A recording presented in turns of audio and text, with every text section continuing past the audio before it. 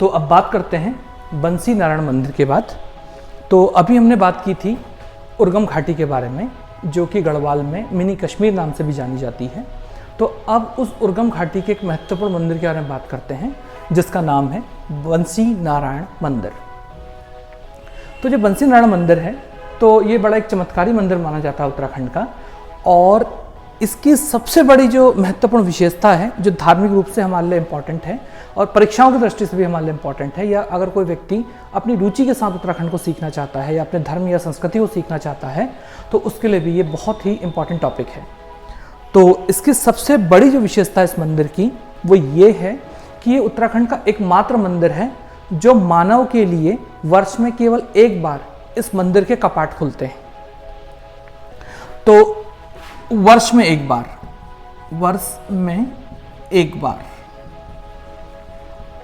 इस मंदिर के कपाट खुलते हैं, कपाट खुलते हैं। तो इसका मतलब ये विशेष है, और जब विशेष है तो इसके पीछे की जो कहानी है वो भी बहुत ज़्यादा विशेष और रुचिकर है। तो सुनते हैं इसके कहानी के बारे में। तो एक बात बहुत महत्वपूर्ण है उत्तराखंड को सीखने के परिप्रेक्ष्य में, वो ये है कि उत्तराखंड में 13 जनपद हैं, और 13 जनपद हैं तो उसमें ढेर सारे क्षेत्र हैं, स्थान हैं, देवालय हैं। तो उतने देवालयों को एक साथ याद रखना मुश्किल काम है, लेकिन अगर हम हर एक देवालय की, जितने महत्वपूर्ण देवालय हैं, उनके पीछे का इतिहास, उसका सांस्कृतिक, पौराणिक, धार्मिक इतिहास अगर सीख लें, तो वो सारी की सारी चीज़ें हमेशा के लिए याद करना सरल हो सकती हैं। तो सुनते हैं इसके बारे में। तो अभी हमने बात की, अध्ययन किया उर्गम घाटी के लिए, उर्गम घाटी। तो हमने ये भी कहा कि उर्गम घाटी को मिनी कश्मीर भी कहा जाता है गढ़वाल में।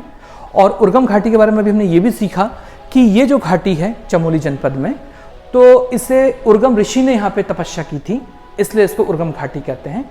और ये भी कहा जाता है कि जो हमारी पुरानी नाग जाति थी, तो नागों में एक जाति थी जिसका नाम था उर्गनाग। तो उर्गनाग के कारण या उर्गम ऋषि के कारण ये जो घाटी थी वो उर्गम घाटी कहलाई। तो ये जो बंसी नारायण मंदिर है, ये उर्गम घाटी का एक महत्वपूर्ण मंदिर है। अब बात करते हैं इसकी लोकेशन के बारे में। तो देखिए, जो बद्रीनाथ है, तो यहाँ से 8 किलोमीटर का मोटर मार्ग है, और 8 किलोमीटर के मोटर मार्ग के बाद 12 किलोमीटर का जो है पैदल मार्ग है, यानी कि यात्रा बहुत लंबी है। तो 12 किलोमीटर के जो पैदल मार्ग है, लेकिन ये यात्रियों को परेशान नहीं करता ये मार्ग, क्योंकि मार्ग में कई मन भावन जो है, जो दृश्य हैं वो दिखाई देते हैं। इसके अलावा कई बुग्याल भी, मनोहारी बुग्याल यहाँ उपस्थित हैं। तो जो बंसी नारायण मंदिर है, तो अब बात करते हैं पहले इसके धार्मिक मान्यताओं के बारे में। तो धार्मिक मान्यता जो है कुछ इस प्रकार से है। देखिए, हम सभी कुछ ना कुछ धार्मिक मान्यता को कुछ ना कुछ मात्रा में जानते हैं। तो एक कहानी हमने शायद सभी ने सुनी होगी कि असुरों का एक राजा था जिसका नाम था राजा बलि। तो बलि बड़ा दयावान और बलशाली था, और उसने अपने परिश्रम से इतनी शक्ति अर्जित कर ली थी कि इसका परिणाम ये हुआ कि वो इतना शक्तिशाली हो गया कि वो देवताओं को भी टक्कर देने लग गया, या ये कह सकते हैं कि देवताओं से भी शक्तिशाली हो गया। तो जो देवताओं के राजा हैं उनका नाम भगवान इंद्र है। और हम अक्सर देखते हैं टीवी नाटक में, सीरियल्स में, कि जब कोई असुर जब शक्तिशाली हो जाता है, तो सबसे पहले जो संकट अनुभव करते हैं वो भगवान इंद्र करते हैं। तो भगवान इंद्र को ये संकट महसूस होने लगा। तो जब महसूस होने लगा ये संकट, तो अब उसके बाद क्या हुआ, तो भगवान इंद्र जो है घबरा गए। और जब भगवान इंद्र घबरा गए, तो वो भगवान विष्णु के पास पहुंचे और उनसे विनती की कि हे ईश्वर, अगर असुर राजा बलशाली हो गया, हालांकि वो दयालु है, लेकिन अगर वो अपनी सामान्य प्रवृत्ति के अनुसार फिर से असुर हो गया, तो इससे क्या है कि जो तीनों लोग हैं वो संकट में आ जाएंगे, और इसलिए जो है आप हमारी रक्षा करिए। तो जो राजा बलि हैं वो तीनों जो लोग हैं उनके स्वामी हो गए थे। तो जो भगवान विष्णु हैं, तो उन्होंने छलिया का अवतार यानी एक वामन अवतार लिया, और वामन अवतार में एक ब्राह्मण का, बौने ब्राह्मण का अवतार लिया, और वो जो है उस ब्राह्मण के वेश में जो राजा बलि के पास गए। तो वामन अवतार में जब वो गए, तो राजा बलि बड़ा दयालु था और लोगों को क्या करता था, दान दक्षिणा देता था जितना कि वो मांगे। तो वो वामन ने राजा बलि से कहा कि मुझे दान दो। राजा बलि ने कहा कि आपको जो कुछ भी चाहिए वो मैं अवश्य दूंगा। तो वामन बोला कि कहीं पीछे तो नहीं हटोगे। तो राजा बलि बोला नहीं, ये मेरी प्रकृति के विरुद्ध है, आप जो मांगेंगे मैं जरूर दूंगा। तो कुल मिला के उस वामन ने कहा कि मुझे 3 पग धरती दे दो या 3 पग स्थान दे दो। तो 3 पग स्थान तो राजा बलि ने बिना कुछ सोचे शीघ्र ही और सहर्ष जो है 3 पग धरती भगवान यानी वामन को दान में दे दी। तो हुआ ये कि 1 पग से वामन यानी भगवान विष्णु ने आकाश नाप दिया, 1 पग से पाताल नाप दिया और 1 पग जो है मतलब 2 पग से कुल मिला के उन्होंने तीनों लोक नाप दिए। तो कुल मिला के तीसरा जो पग जब वो रखने वाले थे तो अब जगह नहीं बची। तो जब जगह नहीं बची, धरती और आकाश दोनों नाप दिए। तो धरती और आकाश नापे तो अब उन्होंने कहा कि मैं तीसरा पांव कहाँ रखूं, वामन ने कहा। तो असुर राज ने कहा कि तीसरा पग आप मेरे सिर पर रख दीजिए और यही मेरे पास शेष बचा है, सब तो आपने ले लिया है। तो जैसे ही जो भगवान विष्णु हैं यानी वामन है, तो उन्होंने तीसरा पग जो है भगवान बलि मतलब राजा बलि के ऊपर रखा। तो वो पाताल लोक में चले गए, यानी धस गए कह सकते हैं आप उसको। तो पाताल लोक में चले गए। तो अब जो है उनका निवास स्थान पाताल लोक हो गया। और इस प्रकार से जो है धरती और आकाश जो है वो देवताओं के लिए और मानव के लिए सुरक्षित हो गए। तो जब राजा बलि का जो निवास स्थान है वो पाताल लोक हो गया, तो उसके बाद जो भगवान विष्णु थे तो उन्हें अपना काम तो जो उन्होंने किया, लेकिन थोड़ा उनको बुरा भी लगा। और राजा बलि ने उनसे कहा कि हे भगवान, मतलब वो अपने रूप में आ चुके थे, तो उन्होंने कहा कि हे भगवान, पाताल लोक एक ऐसी जगह है जहाँ कोई नहीं जाना चाहता, लेकिन आपने मुझे वहाँ भेज दिया है, तो अब जो है मुझे वहाँ डर लगेगा, तो मैं वहाँ क्या करूँ। तो भगवान जो विष्णु हैं तो उन्होंने कहा कि तुम्हें डरने की आवश्यकता नहीं है, मैं तुम्हारे घर में जो है द्वारपाल बन के रहूँगा, तुम्हारी रक्षा करूँगा।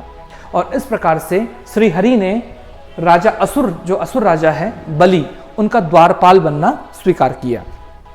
तो जब द्वारपाल बनना स्वीकार किया तो अब वो द्वारपाल की भूमिका में आ गए। और जब द्वारपाल की भूमिका में आ गए तो लंबा समय बीत गया।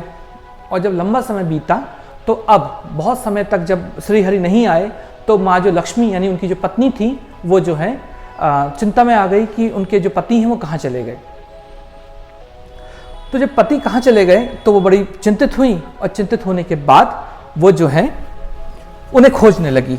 तो जब खोजने लगी तो उन्हें पता चला कि भगवान विष्णु पाताल लोक में द्वारपाल के रूप में है, द्वारपाल के रूप में है। तो माँ लक्ष्मी वहां पहुंच गई और वहां पहुंचने के बाद उन्होंने राजा बलि को अपना धर्म भाई बना लिया। और जब धर्म भाई बना लिया तो इसके आधार पर भगवान जो राजा असुर है उन्हें अब द्वारपाल बनाने की आवश्यकता नहीं थी। और माँ लक्ष्मी ने अपने पति को अपने धर्म भाई से छुड़वा लिया या मुक्त करवा लिया।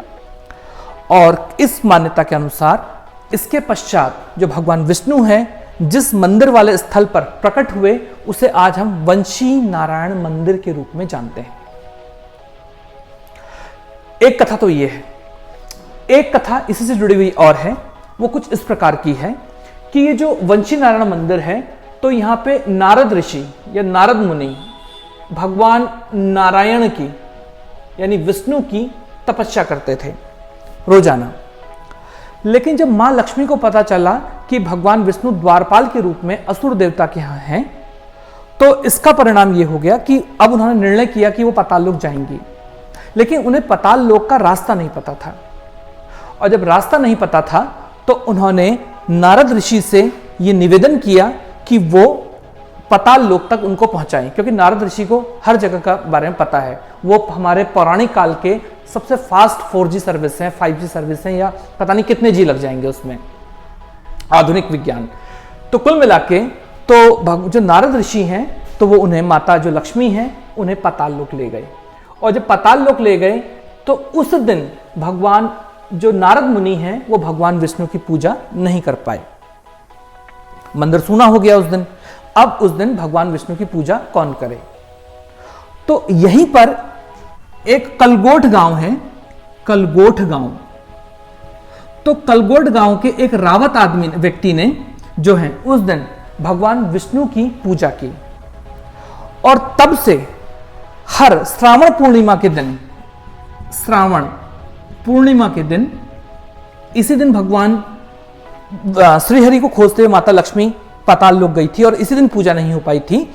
तो इस दिन एक व्यक्ति को, एक मानव, एक मनुष्य को भगवान नारायण की पूजा करने का अवसर मिला। तो उसी परंपरा का निर्वहन करते हुए आज भी इस मंदिर में केवल श्रावण पूर्णिमा, जिसे आज हम रक्षाबंधन का दिन मानते